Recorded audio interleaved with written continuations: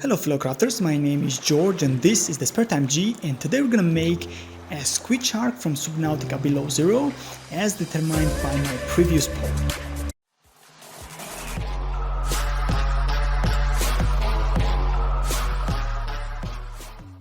So Squidshark is as usually quite a bizarre animal. So the first thing we are going to do is the body of the animal. It is quite straightforward and simple to do. You just need to create this a simple popsicle, and later on of course you will have to press against the tail part and make the long fin-like tail, which is more like resembling the catfish instead of a shark, as it do not has the separate fin at the back of the body. So the mouth is the most difficult thing to do on the project, and it is quite hard to determine how much tentacles are there. So I have used the Google images for a lot, and especially helped the frontal face image of the creature. And I was able to understand that there are 7 separate limbs or tentacles, so to say. One, and the thickest one, goes on the top. Also there are 2 separate ones on the bottom and 2 are on each side. So once you're done with the overall shape of the mouth, you can now decide either to paint it or to coat it with the already painted clay. I have gone with the second option because firstly the scale is quite small, so painting it is going to be much more difficult than coating. And the second reason is that the quality and the color and the ability to separate these 2 colors, white and blue, is much greater onto the coding version, as the color is going to be quite plain and it's going to pop much nicer than the paint will do. So that's the way I have done it. And we are almost done with the torso. As you can see, we only have to create 2 large and 2 small fins on the belly.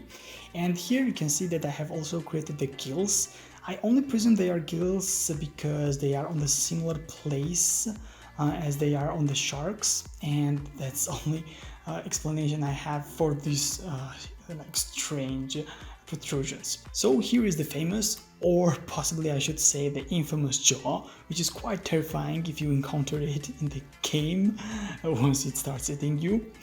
This is the gums, and it is quite easy to create this shape. Then after, on the places of the tooth, you have to create these small tiny dips using some kind of pencil shaped tool. Once you're done with this shaping, you can then attach the tooth onto top of it. So here are the fins, 2 fins, and specifically the large ones. And the large they are because they probably cover about 80% of the overall body length of the animal. And they are quite simple to create. Use the same technique, white bottom and blue top with this narrow strap of white at the top as well.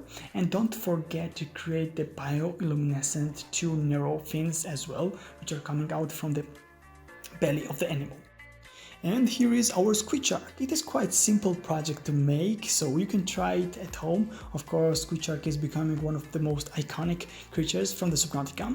And I wanted also to talk about this decision of not painting but instead coding the animal. In my opinion, the colors look much better than it would have been on the painted version, and I will suggest for you to code it as well.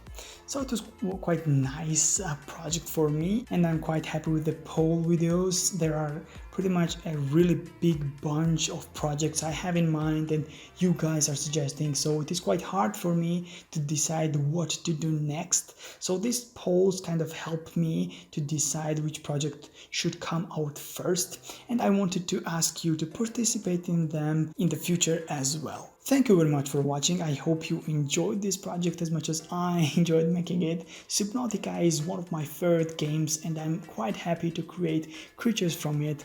Leave a suggestion down below if you want to see other creatures, maybe leviathans this time. And yeah, have a nice day and see you next time. Goodbye.